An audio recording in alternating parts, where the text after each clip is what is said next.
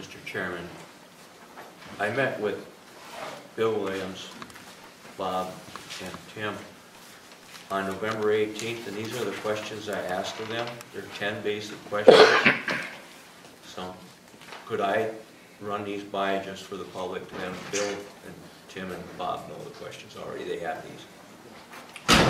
Okay, for the benefit of the public, on November 18th, we had a one-on-one at the Wong Library in Ashland, Wisconsin, and I managed to get an appointment.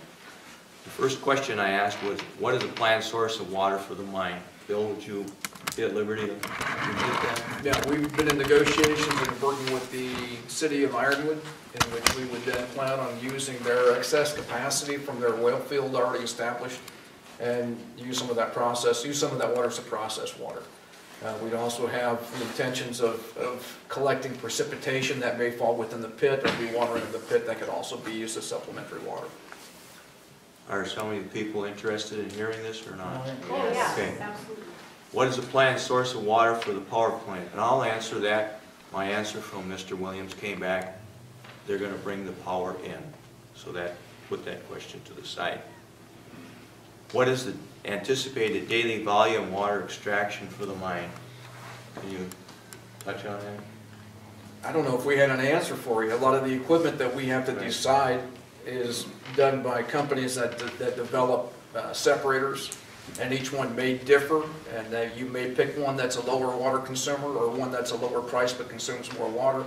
So what we would say is that that information is available through the manufacturers of the separator, but what we do know is that water is used primarily as a transportation device within the plant, and once you have it started, it just pulls material from point A to point B, discharges that material, goes back and picks up more material, moves on.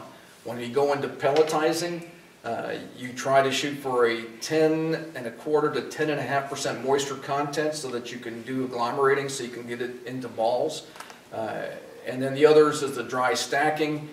It's sort of a misnomer in the industry. People hear the word dry and think it's coming out at 0% moisture. And that really isn't the case. We'll be going in, it could be anywhere from 4 to 5 to 6% moisture in those tailings. Enough of it so that we can sculpture and contour it as it's being discharged. So those are the two places that you're basically losing water, and that's what we call the makeup water. So there'll be water necessary to then replace that water as it's going through the system.